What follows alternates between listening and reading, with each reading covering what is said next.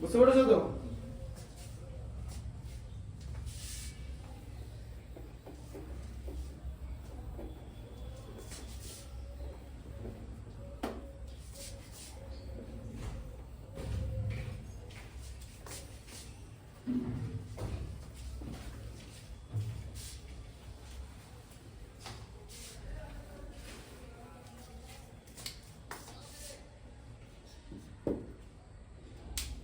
চারটা দেখো কি আছে বলো চারটা। উৎপলবাবু তার জমি চাষের জন্য সমবায় ব্যাংক থেকে বার্ষিক 6% সরল সুদের হারে ৩,২০০ টাকা ২ বছরের জন্য ধার নিলেন। ২ বছর পরে সুদে আসলে তাকে কত টাকা শোধ করতে হবে এসেছে। হ্যাঁ আচ্ছা ঠিক আছে, তাহলে কত টাকা ধার নিয়েছে? ৩,২০০ টাকা, তাই তো? তাহলে হচ্ছে পি মানে আসল,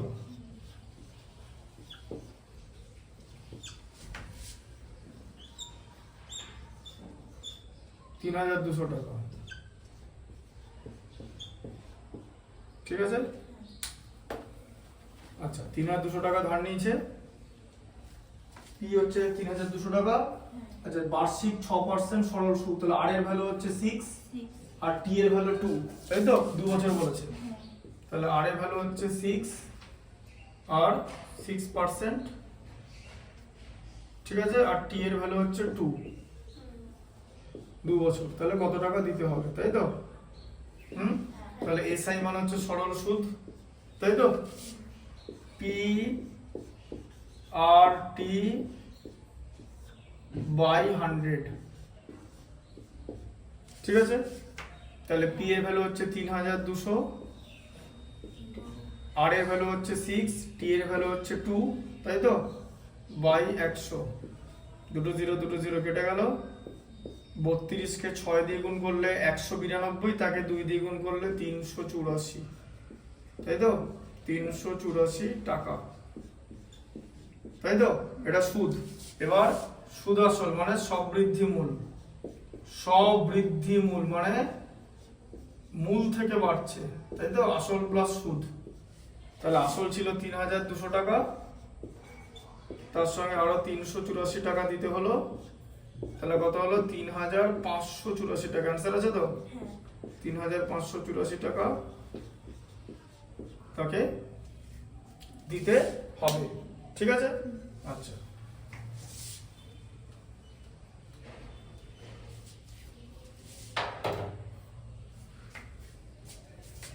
এটা হলো। আচ্ছা পাঁচেরটা দেখো, পাঁচেরটা পড়ো। বার্ষিক 5.225% সরল সুদের হারে শুভাদেবী বার্ষিক 5.25, 225 না 25। বার্ষিক 5.25% সরল সুদের হারে শোভাদেবী একটি ব্যাংকে কিছু টাকা জমা রাখেন। 2 বছর পর তিনি সুদ হিসাবে 840 টাকা পেলেন। তিনি কত টাকা জমা রেখেছেন? আচ্ছা তাহলে বার্ষিক 5.25% সরল সুদ বলেছে, তাহলে আর এর ভ্যালু হচ্ছে 5.25, ঠিক আছে? আচ্ছা তার মানে কি করবে এটা? 5 প্লাস 25/100, তো এই যে 0.25 কথা মানে 5.25 কথা মানে কি? 5 প্লাস 0.25, এই যে 5 প্লাস 0.25, ঠিক আছে?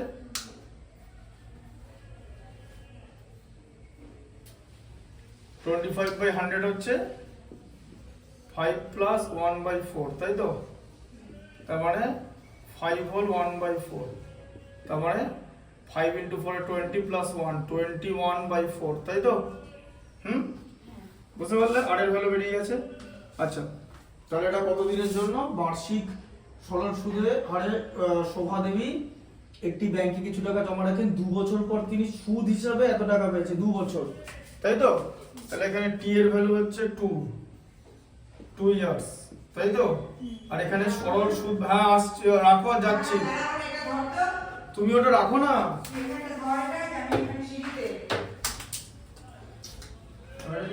পড়াচ্ছি রাখো।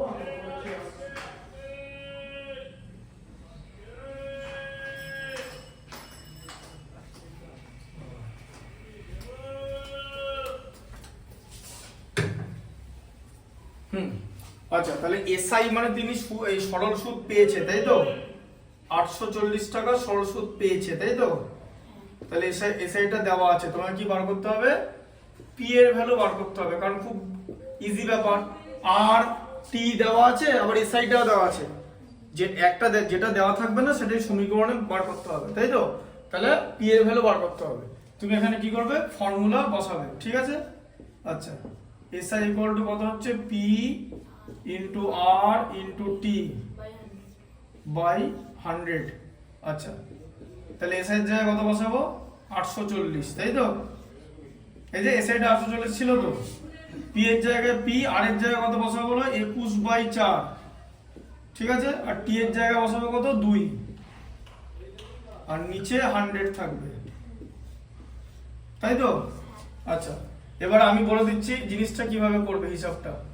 এখানে 840 লিখবে, হ্যাঁ, এখানে পি লিখলে, এখানে 21/4 লিখবে, এখানে 2 লিখলে, আর এখানে ইনটু 1/100 লিখবে, ঠিক আছে? একই লাইনে করে নিলাম, নিচে কিছু রাখলাম না। 100 দিয়ে ডিভাইড করা মানে 1/100 দিয়ে মাল্টিপ্লাই করা মানে গুণ করা, ঠিক আছে? আচ্ছা, এবার দেখো ভালো করে, এই 2টা 4 এর সময় কেটে গেল 2 দিয়ে, ঠিক আছে? আচ্ছা, 21 কে 4 দিয়ে গুণ করলে 84, আর তার সঙ্গে 0টা থাকবে, বোঝা গেল? আচ্ছা, তাহলে এখানে কি আছে? p ইকুয়াল টু কত হবে? এবার বলো, 40 ইকুয়াল টু কি আছে? p বাই, উপরে কিছু আছে? নাই তো, p বাই নিচে কত আছে? 2 আর 100 মানে 200, তাই তো? এটা লিখে নেবে। তাহলে p ইকুয়াল টু কি হবে? এই 200টা এটার সঙ্গে গুণ হবে তো, এই যে কৌণিক গুণ, ক্রস মাল্টিপ্লিকেশন হবে তো। তাহলে কত হলো? 40 ইন্টু 200 মানে 4 দুগুণে হচ্ছে, গুণ করলে 8, আর তার সঙ্গে 3টে শূন্য, তাহলে আসল হচ্ছে 8000 টাকা, ঠিক আছে? এবার কি লেখা আছে? যে তিনি কত টাকা জমা রেখেছিলেন, হিসাব করে লিখি। তিনি 8000 টাকা জমা রেখেছিলেন। বুঝতে পারলে কনসেপ্টটা? বুঝতে পারছো তো? শোভাদেবী 8000 টাকা জমা রেখেছিলেন। এইভাবে করতে হবে যে ভ্যালুটা। এবার দেখো, আস্তে আস্তে ইকুয়েশন হবে, ম্যাথস ডিফিকাল্ট হবে, এরকম প্রচুর আস্তে আস্তে জিনিস থাকবে, বাড়বে, এখান থেকে এই পর্যন্ত চলে আসবে, হিসাব করতে এরকম থাকবে, এরকম অঙ্ক এখানে আছে, ঠিক আছে? বুঝতে পারলে? ভালো করে ম্যাথসটা বুঝতে হবে, যে কোন ফর্মুলাটা দিয়েছে, কোনটা কোনটা দিয়েছে, ভ্যালু লিখে নিতে হবে। বুঝতে পারলে? এই সেম জিনিস তোমার ওই যে ঐকিক নিয়ম আছে সেখানেও করা যাবে, বাট ঐকিক নিয়ম হচ্ছে এ বিট টাইম কনজিউমিং, ঠিক আছে? অনেকটা সময় লাগবে, আর এতে সময় কম লাগবে। At the end of the day ঐকিক নিয়মে লাস্টে যে ক্যালকুলেশন হবে, the calculation part of the unitary method is same as the process 2, ঠিক আছে? ক্যালকুলেশনটা কি হবে? এটা যে ক্যালকুলেশনটা তোমাকে এট দ্য এন্ড অফ ইট তোমাকে এভাবেই ক্যালকুলেট করতে হবে, ঠিক আছে? আচ্ছা, পরেরটা বলো। 5টা না 6টা? গৌতম একটি মুরগি খামার খোলার জন্য একটি সমবায় ব্যাংক থেকে বার্ষিক 12% সরল সুদের হারে কিছু টাকা ধার নিলেন। প্রত্যেক মাসে তার 378 টাকা সুদ দিতে হয়। তিনি কত টাকা ধার নিয়েছিলেন নির্ণয় করুন। হ্যাঁ, এবার কি বলেছে? যে গৌতম একটি মুরগি খামার থেকে বার্ষিক 12% সুদের হারে কিছু টাকা ধার নেয়, তাহলে প্রত্যেক মাসে তাকে 378 টাকা সুদ দিতে হয়। কত টাকা ধার নিয়েছিলেন? ভালো প্রশ্ন, ঠিক আছে? তাহলে দেখো, দেখো শোনো, সুদের হার মানে আর কত বলো? সুদের হার 12%। 12% তো ব্যাস, আর এর ভ্যালু হচ্ছে 12%। আচ্ছা, মাসিক সুদ কত? 378 টাকা মাসিক বলেছে। যখনই মাসিক কথাটা লেখা থাকবে না, তখন আমরা সময়কে কি করে দেবো? হ্যাঁ, হ্যাঁ, 1 মাস কথার মানে কি? সময় তো মাসিক মানে 1 12 বছর, তাই তো? হ্যাঁ, এই যে 1 মাস, 1 মাস, 1 মাস মানে 1 12 বছর তো। এই যে 12 মাসে 1 বছর হয়, এটাই হচ্ছে তোমার টি এর ভ্যালু। টি এর ভ্যালু পেয়েছো, আর এর ভ্যালু পেয়েছো, ঠিক আছে?